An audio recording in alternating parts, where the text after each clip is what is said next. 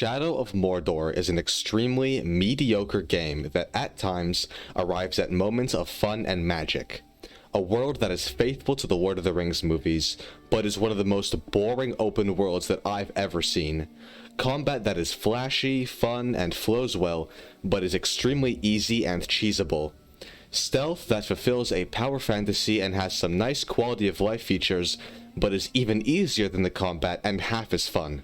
And a story that has some great characters and fun cutscenes, but a really generic plot with an absolutely awful execution of that plot, with one of the most contrived and worst endings that I have ever seen in a video game.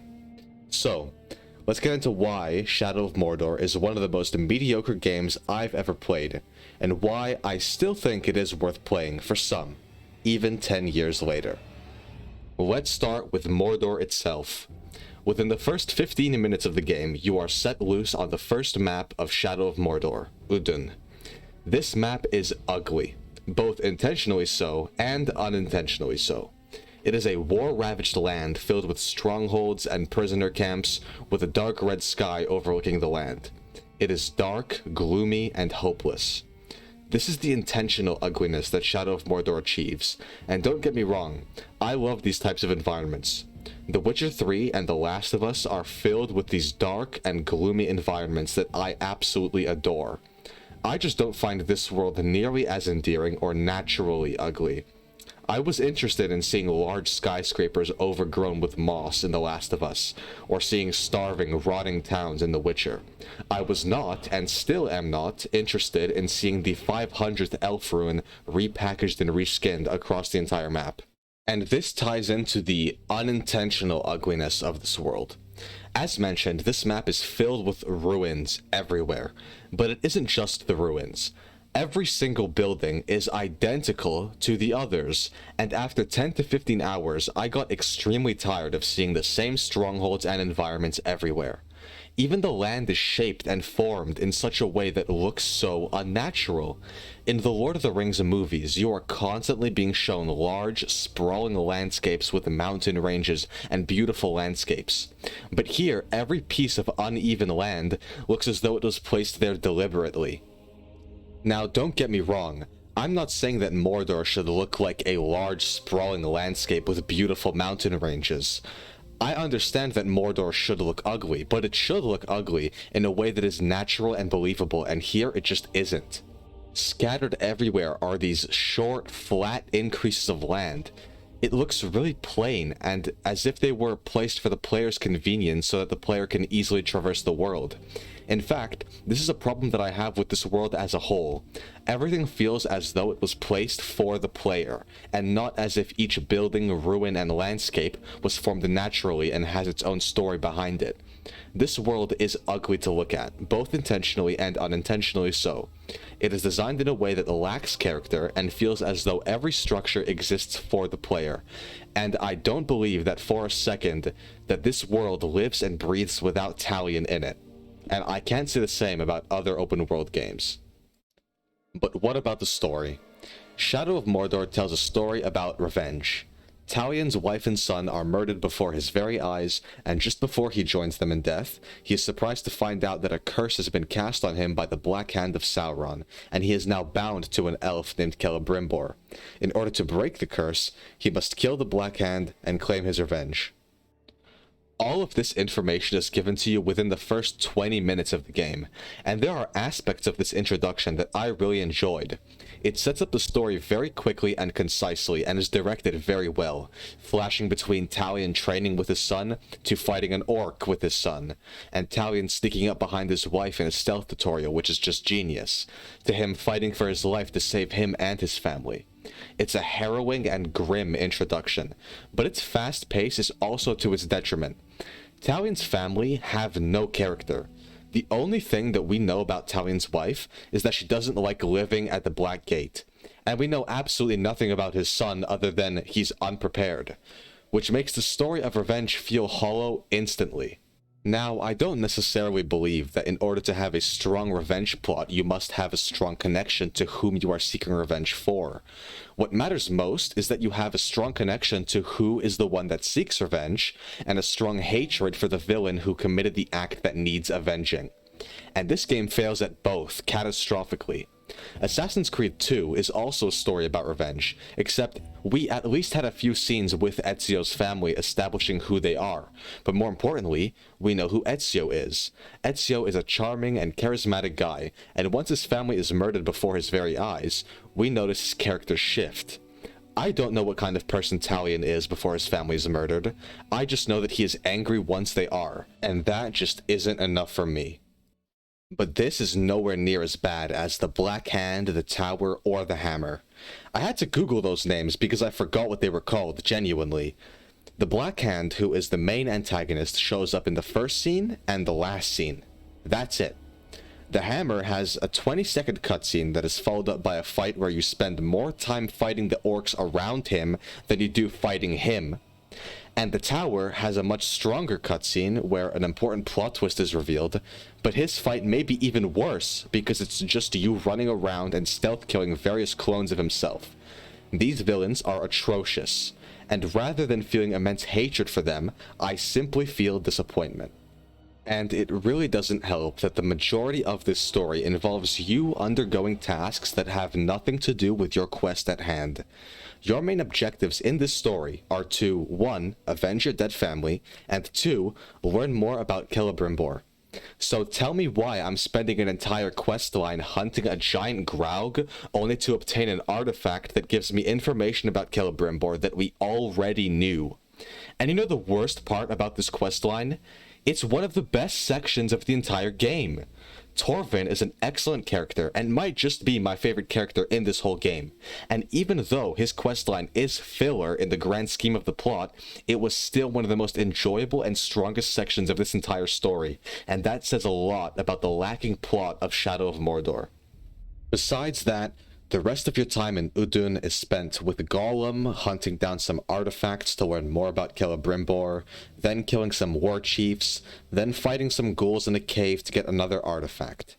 The reason why I am just so disinterested by these artifacts and Celebrimbor's past as a whole is that the majority of these artifacts repeat information that we have already seen in the previous artifact, as if the writers think you forgot what happened 40 minutes ago, or they just simply ran out of backstory to give to Celebrimbor, so they needed to pad the runtime of this quest by repeatedly showing us flashbacks that we have already seen.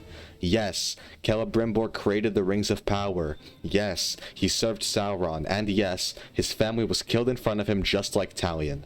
Some of this is interesting, but none of this is presented in a way that is interesting, and it hurts the plot badly. But after you spend the majority of this story completing quests that have nothing to do with the quest, you eventually track down and kill the Hammer.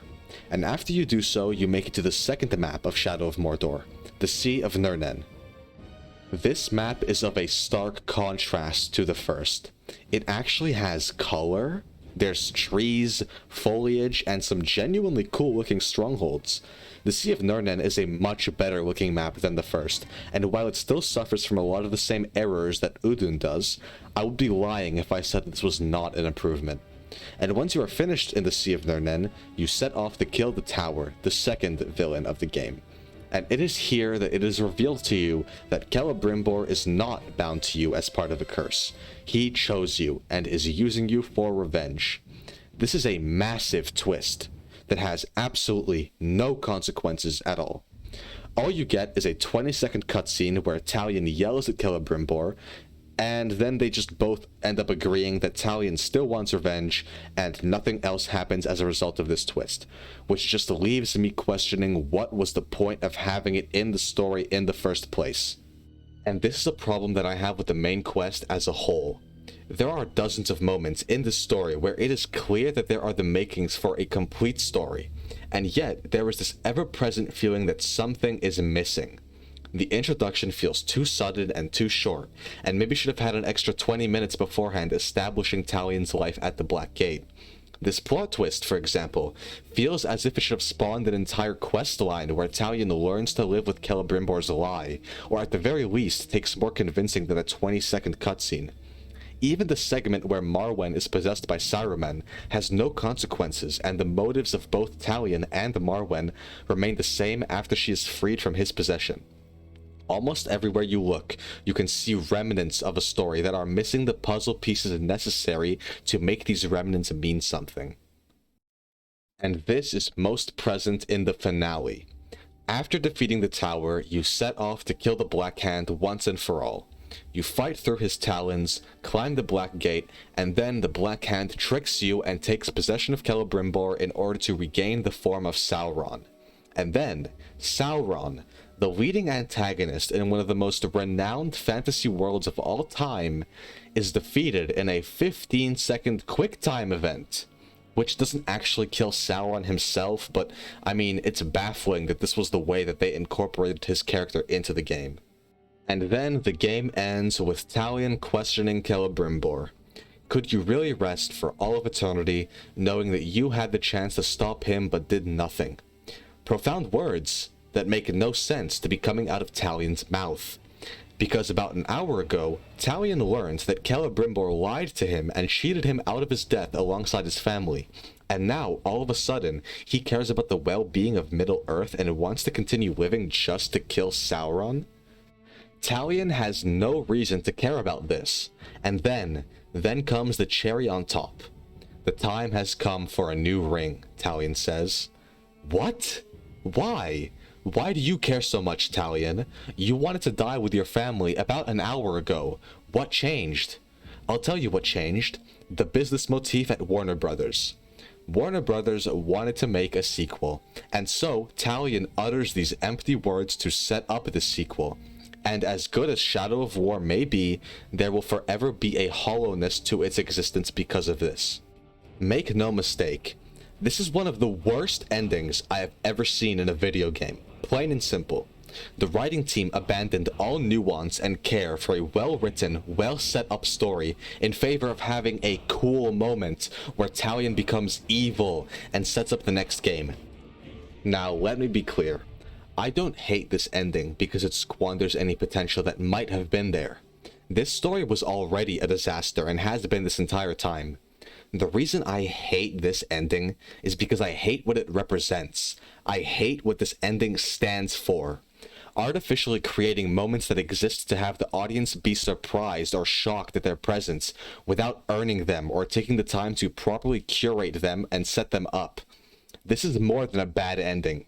This is a representation of the laziness that fills the writer's room when it comes to creating a well-written story. So, you're probably thinking I hate this game, right? Yep, you're correct. I do hate this game. At least until Talion unsheathes his sword. Then, I absolutely love this game. The combat here is really, really damn fun. I can't deny it. Yes, it's pretty much Batman Arkham. Actually, scratch that. It is Batman Arkham, almost to a T. You have a stun that can be followed up with a beatdown, a ground takedown, a counter. You can reposition yourself by jumping over enemies, and you can even throw a dagger in a very similar fashion to Batman throwing his Batarang. Does this combat do enough to separate itself from Batman Arkham?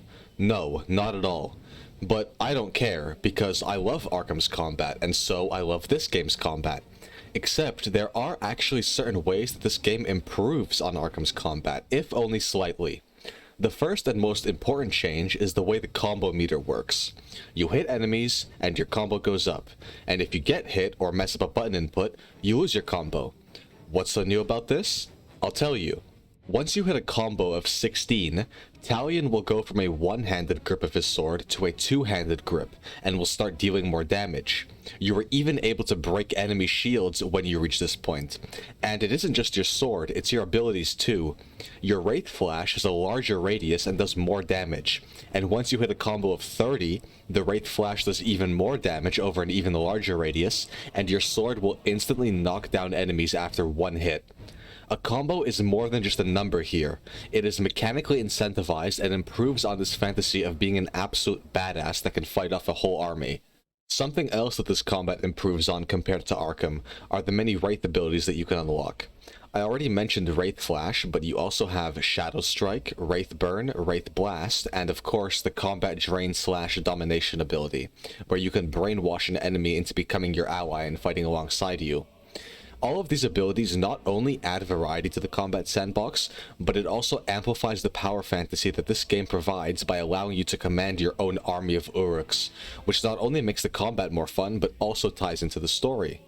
But perhaps they leaned a little too far in the power fantasy aspect, because this game is extremely easy.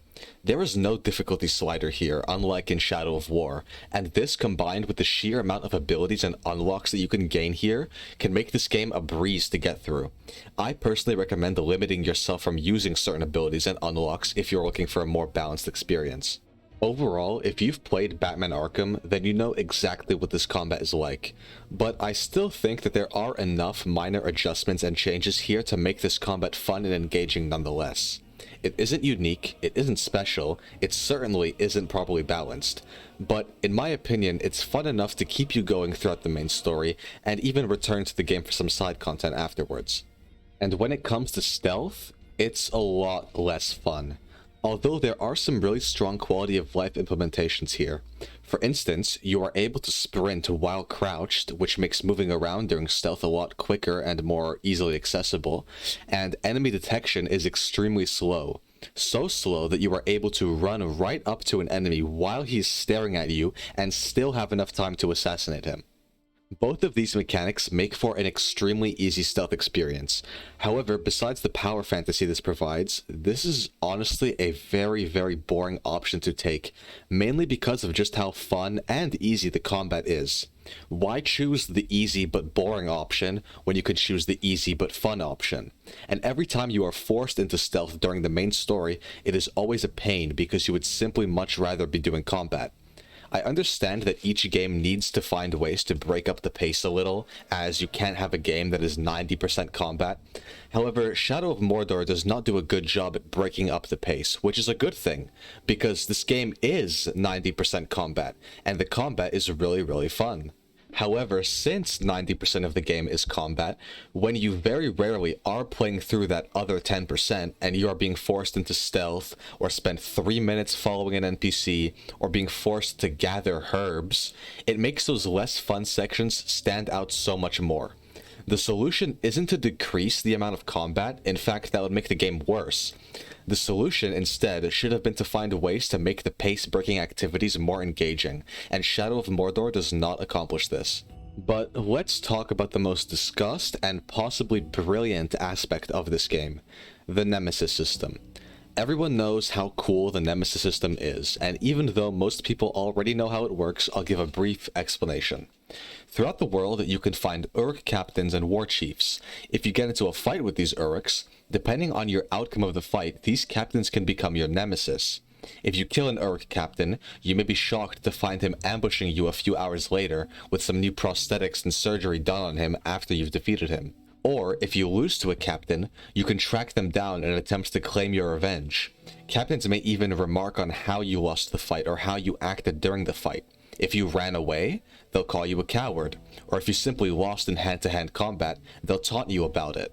It's quite a revolutionary system, and it should be a crime that Warner Brothers patented this system without using it in any future games. This not only spices up random encounters with Uruk captains, as they begin to feel more and more personal the longer you play, but this also adds a ton of replayability to the game. You can hop back into Shadow of Mordor and relive that revenge fantasy again and again.